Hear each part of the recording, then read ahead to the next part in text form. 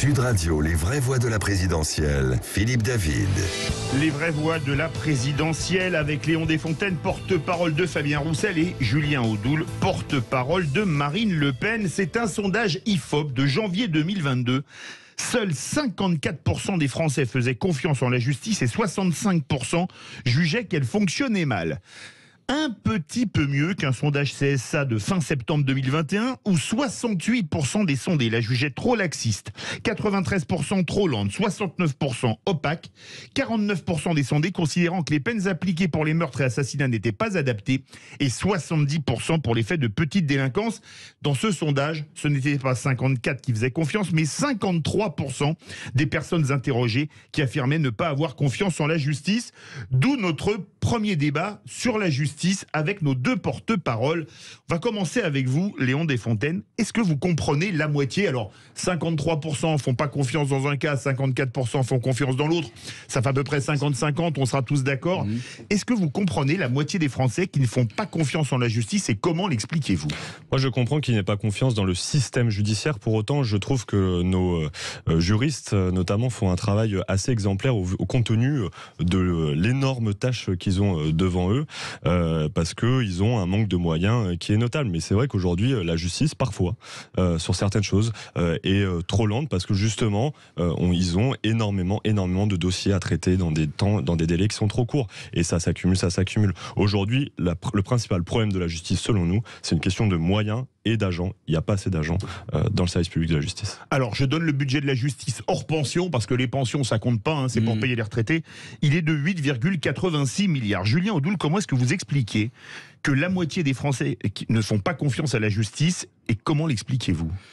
C'est tout simple, les Français sont révoltés par ce qu'ils voient, ce qu'ils subissent au quotidien, avec l'insécurité qui a explosé. Et l'insécurité, c'est pas le fait que la police ne fait pas son travail. La police fait admirablement bien son travail, avec des moyens insuffisants, avec des effectifs insuffisants, mais la police arrête, la police sécurise, la police appréhende, la police démantèle. Le problème, c'est que ça ne suit pas au niveau de la justice, et qu'on a une justice tellement laxiste qu'elle remet en liberté des individus qui constituent une menace pour la société. Et le vrai danger, en fait, et ce qu'on voit depuis des années, c'est le fossé qui s'est creusé entre les peines encourues, la peine appliquée et finalement la peine donnée, effectivement.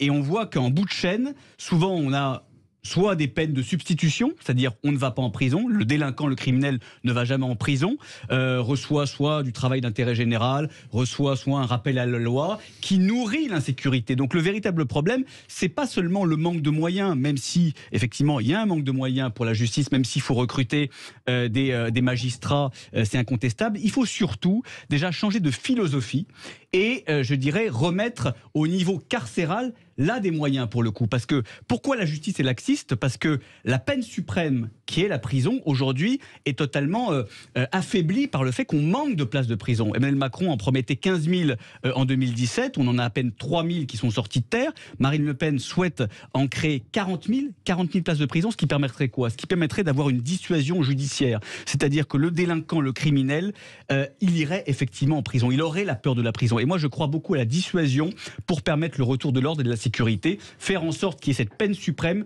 qui constitue la dissuasion, qui pacifie la société. Léon Desfontaines, qu'est-ce que propose Fabien Roussel comme point fort pour la justice? On propose de recruter des agents. Comme je l'ai dit, le principal problème est selon nous un problème de moyens. Et donc magistrats et greffiers. On propose de recruter 25 000 magistrats et greffiers. Donc c'est énorme par rapport aux effectifs actuels, mais c'est ce dont nous avons besoin pour que justement la justice, qui est une valeur fondamentale, une valeur profondément républicaine, puisse s'appliquer dans de bonnes conditions et que nos magistrats ne soient pas en douleur, en souffrance au travail, parce qu'aujourd'hui aussi c'est ça un des problèmes, c'est qu'ils sont en souffrance parce qu'ils ne peuvent pas bien appliquer leur travail compte tenu de la charge qu'ils ont qui est immense. Nous, c'est notre principal angle. De l'autre côté, on pense qu'il y a en effet besoin aussi de plus de sécurité dans nos rues, de lutter contre l'insécurité, mais ça passe également par un problème de moyens, et on revendique également parallèlement recruter 30 000 agents de police pour permettre de faire une police de proximité. Mais c'est deux choses qui selon nous sont certes différentes, mais qui doivent aller de pair. La lutte contre l'insécurité ne se réglera pas par un problème de justice, mais bien par un problème en investissant dans la police. Donc 30 000 policiers, alors la police ça rejoint la justice quelque part, c'est toujours un problème de sécurité. Et est-ce que vous voulez on a entendu Julien Audoul créer 40 000 places de prison. Est-ce que vous voulez créer des places de prison? Alors, Emmanuel Macron en avait promis 15 000, c'est ça, et il y en a entre 2500 et 3000 qui sont sortis de terre en 5 ans. Il y a des rénovations aussi à faire dans un certain nombre de prisons qui sont vétustes. On se souvient des scandales qu'il y a tous les 2-3 ans à la prison des Baumettes, par exemple. Là, c'est les images qui me reviennent, mais dans beaucoup de prisons, aujourd'hui, c'est ce qu'il faudrait parce qu'il y a une surpopulation carcérale. Donc, il faut rénover, il faut, pourquoi pas, créer certaines places et il faut regarder, moi je pense, et je crois aussi, par contre, aux peines qui permettent la réinsertion dans la société. Et je pense qu'il faut regarder, notamment sur les petites peines, comment on permet de réinsérer dans la société. Aujourd'hui, c'est aussi un des problèmes du taux de récidive, même s'il n'a pas bougé depuis de nombreuses années, mais qui quand même et qui existe, c'est comment on permet justement à ceux qui ont été en prison de se réinsérer dans la société, de trouver une formation, de trouver un emploi. Je pense que ça devrait être aussi un des enjeux après la peine de prison. Julien Audoul, outre les 40 000 places de prison, que propose Marine Le Pen pour la justice? Je vous l'ai dit, c'est finalement de remettre les choses à l'endroit. C'est-à-dire que l'échelle des peines a été détricotée, voire effondrée depuis 1981. C'est-à-dire qu'à partir de 1981 et l'abolition de la peine de mort, finalement, on a constaté qu'il y avait eu un effondrement des peines. C'est-à-dire que la peine de mort n'a pas été remplacée effectivement par la perpétuité réelle, qui pour le coup était une vraie dissuasion. Perpétuité réelle, c'est pas 22 ans, c'est pas 30 ans, c'est-à-dire on finit ses jours en prison. Aujourd'hui, ça n'arrive plus en France et c'est malheureux. Alors, je vais vous couper parce que vous n'étiez pas né en 1980, j'étais né. Il y avait dans le deal, entre guillemets, avec l'abolition de la peine de mort, une peine de substitution, mais vous avez raison, qui n'a jamais été votée. Ça, c'est vrai, c'était... mais vous n'étiez pas né en 80, excusez-moi. Ça... Merci pour le rattrapage. Je vous laisse continuer, Julien. Et finalement, il faut arrêter avec cette culture de l'excuse qui gangrène l'institution judiciaire. Alors je ne dis pas tous les magistrats. Les magistrats, pour certains d'entre eux, font un travail qui est, je dirais, héroïque compte tenu de cette situation où tous les matins, ils regardent combien de places de prison ils ont à disposition et donc ils essayent de s'adapter. Mais en fait, on a constaté que la prison est devenue tabou. Et d'ailleurs, le ministre de la Justice, Dupond-Moretti, l'avait dit. Il disait, moi, mon rôle, c'est de sortir les gens de prison. Non, déjà, son rôle, c'est de protéger la société. Son rôle, c'est notamment d'assurer une réparation pour les familles de victimes qui, quelquefois, vivent un calvaire. Quand vous voyez le meurtrier, l'assassin de votre fils, de votre fille, ressortir au bout de quelques années après une remise de peine, c'est insupportable. Donc la prison, en fait, doit redevenir un outil de protection pour la société. Mettre à l'abri, mettre à l'isolement des personnes qui constituent une menace pour la société elle-même. Ensuite, un instrument de réparation et en dernier recours, parce que c'est important effectivement, un instrument de réinsertion. Depuis 30 ans, en fait, on a changé. C'est devenu d'abord la réinsertion et peut-être après la protection. Et finalement, ça a encouragé aussi la récidive parce que la prison ne fait plus peur. Plus aucun délinquant, plus aucune racaille dans les quartiers n'a peur d'aller en prison. Quand il tabasse dans la rue, quand il deal, quand ils s'en prennent aux forces de l'ordre, ils n'ont pas peur d'aller en prison. Ils savent très bien qu'on trouvera toujours un juge pour dire que le pauvre petit jeune avait grandi dans un quartier difficile, parce qu'il a des origines modestes, parce qu'il vient d'une certaine communauté, etc. Donc on trouvera toujours des excuses. Il faut arrêter avec cette culture de l'excuse qui, finalement, entretient le laxisme permanent et donc la récidive. Quand on parle de délinquance et de criminalité, il y a un point clé qui est un peu tabou, dont on ne parle pas, c'est la délinquance des mineurs, parce que souvent, les gens qui arrivent en prison pour la première fois sont majeurs, mais avec un très très lourd passif en tant que mineurs. Est-ce que vous avez des propositions spécifiques avec Fabien Roussel, Léon Desfontaines sur la délinquance des mineurs, sur la situation des mineurs qui sont protégés, je le rappelle, par ce qu'on appelle l'ordonnance de 1945. Et heureusement, moi je pense que des mineurs qui tombent dans la délinquance sont avant tout des mineurs en danger. Comment se fait-il que des jeunes de 13, 14, 15, 16 ans tombent parfois dans le trafic de drogue, parfois plus jeunes même, c'est dire, tombent dans le trafic de drogue, tombent dans la petite délinquance. Comment ça se fait? Et je pense qu'on a besoin aujourd'hui de se poser ces questions-là. C'est avant tout des mineurs en danger qu'il faut protéger, et pour ça, on propose notamment de mettre en place des éducateurs dans les rues, dans les quartiers, pour aller justement s'approcher de ces jeunes, discuter avec ces jeunes et leur proposer de revenir sur la formation, de revenir dans les cadres républicains. Vous voulez le retour de ce qu'on appelle la Polprox, la police de proximité, qui avait supprimé Sarkozy? On est favorable, mais les deux vont de pair. L'un ne s'oppose pas à l'autre. Une police de proximité pour permettre justement de refaire du lien entre la police et les habitants, parce que la police c'est souvent ce qui fait le lien d'ailleurs entre les habitants et la République derrière, et de l'autre côté de mettre des éducateurs justement pour les accompagner dans des processus de formation, dans des processus d'emploi, pour justement les sortir de ce danger qu'est la délinquance, c'est justement pour les accompagner et éviter que à terme, il y ait une spirale infernale qui fasse qu'ils en aillent jusqu'à terme à arriver en prison quand ils arriveront à leur majorité. Est-ce que vous êtes pour le retour de la polprox ? La police, ça s'appelait comme ça. On appelle police de proximité, nous, parce que moi je connaissais pas polprox. Ah bah écoutez, alors là, c'est tous les syndicats de policiers qu'on reçoit dans les vraies voix qui disent systématiquement la polprox. Ils m'ont un peu contaminé. Julien Audoul. La réalité, c'est que des médiateurs, des éducateurs sur le terrain dans les quartiers, ça existe déjà. C'est déjà financé via la politique de la ville, notamment. Il y a énormément d'argent public qui est aujourd'hui capté par cette politique de la ville pour assister, pour encadrer les jeunes. Et finalement, ça n'a eu aucun effet pour diminuer la délinquance. Ce qu'il faut, c'est enrayer la spirale de la délinquance tout de suite. Et Marine Le Pen propose notamment de très courtes peines pour les mineurs dans des centres fermés, mais des très courtes peines finalement pour qu'il y ait une sanction tout de suite.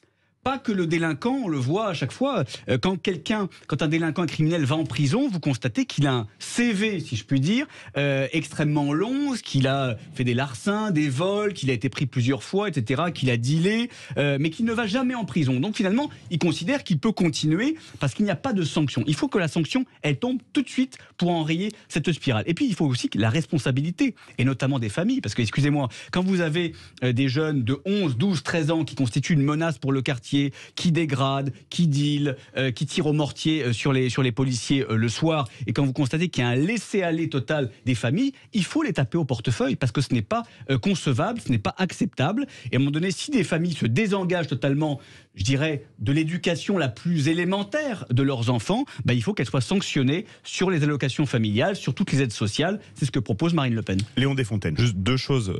Déjà, notamment ce que vous proposez sur les aides sociales, ça voudrait dire très concrètement qu'on est responsable aussi des actes de ses frères et sœurs. Ça veut dire que si notre frère, notre sœur est délinquante et qu'on retire les aides sociales à sa famille, c'est-à-dire que nous-mêmes, on n'y aura plus le droit, alors même que si ça se trouve, on n'est pas tombé dans la délinquance. Je pense que ça, c'est un des premiers problèmes. On peut proportionner la sanction. C'est un des premiers problèmes, je pense. Oui, mais ça a une conséquence sur toute la famille derrière. Ah oui, ça, c'est sûr, c'est ce que vous proposez. Et deuxièmement, vous vous rendez compte, imaginez un jeune de 13-14 ans qui est en situation de décrochage scolaire, qui va encore, je sais pas, 1 ou 2 jours par semaine, vous leur proposez d'aller en prison. Mais là, ça veut dire rupture complète avec le système éducatif. Or, ce qu'on a besoin, c'est qu'ils reviennent à plein temps, justement, dans le collège, dans son lycée, pour pouvoir, justement, à terme, avoir une formation et avoir un emploi, être inséré complètement dans la société. Je voudrais vous poser une question. Vous voulez répondre ? Oui, je dis que ça fonctionne très bien, notamment aux Pays-Bas. J'ai d'autres questions à vous poser, c'est pour ça, allez-y. Aux Pays-Bas, vous avez de très courtes peines, et ça fonctionne très bien, justement, pour enrayer la primo-délinquance, et tout de suite pour donner une sanction et de dire stop, là il faut s'arrêter. Et je pense que c'est l'une, je dis pas la panacée, mais en tout cas l'une des mesures qui peut freiner la délinquance, notamment des mineurs. Je vais vous poser j'ai encore 2-3 questions à vous poser, mais il nous reste un peu moins de 4 minutes, donc c'est bon. Ce qui a marché à New York, ça a été la tolérance zéro, avec Rudolph Giuliani quand il était maire de la ville. Est-ce que la tolérance zéro, ça vous paraîtrait une bonne chose, Léon Desfontaines ? Non, moi je pense qu'il faut. D'ailleurs, ça a fonctionné. Enfin, il y a quand même eu d'autres analyses qui ont été menées qui ont dit qu'en fait, ça avait potentiellement détourné le problème, etc. C'est quand même très controversé. Alors, je suis allé à New York avant la tolérance zéro et après la tolérance zéro, et c'était quand même nettement plus sûr. Pas le même climat. La théorie de la vitre cassée, etc. Enfin, bon, il y a quand même des chercheurs qui sont très critique vis-à-vis de ça. Mais bon, bref. Dans tous les cas, nous, on pense pas que ça soit la solution. Ça dépend ce qu'on appelle par tolérance zéro. Est-ce que ça va être accompagné systématiquement par une peine, par une sanction, que ce soit un travail d'intérêt général ou une peine de prison? Typiquement, ce qu'on disait sur les mineurs, moi je pense que ça ne doit pas être accompagné par une sanction ou une peine de prison. Ça doit être accompagné par un accompagnement. Ce qui est sûr, c'est qu'on ne peut pas tolérer, ça c'est sûr, on ne peut pas tolérer qu'un jeune tombe dans la délinquance, etc. Mais la société ne peut pas tolérer. La société ne peut pas tolérer ça. Mais la question, c'est comment on prend le problème à bras le corps. Et la réalité, c'est qu'il faut l'accompagner. Un mineur, il faut l'accompagner. Un mineur délinquant est un mineur en danger. Est-ce que vous êtes pour la tolérance zéro, comme ça a été fait à New York sur Rudolph Giuliani? Oui, avec Marine Le Pen, présidente de la République, ce sera la tolérance zéro. Et je dirais même plus, ce sera un sentiment de peur qui va changer de camp. Parce qu'aujourd'hui, ceux qui ont peur de notre société, dans notre pays, ce sont les honnêtes gens. Ce sont les filles quand elles se baladent dans l'espace public. Ce sont les vieilles dames quand elles rentrent dans leur hall, quand elles voient des dealers.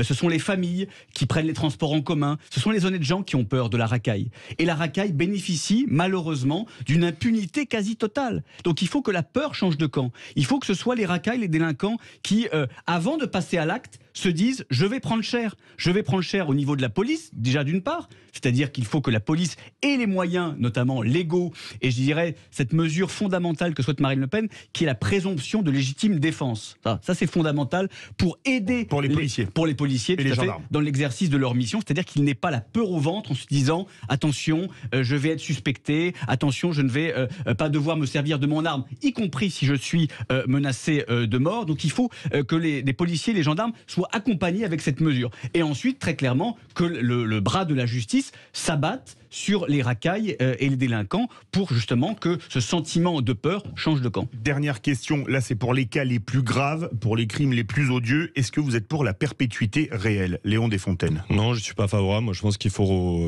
non, je ne suis pas favorable. Après, sauf pour les terroristes, etc. Mais là, à l'heure actuelle, c'est déjà le cas par contre. Alors, je ne sais pas si le terroriste...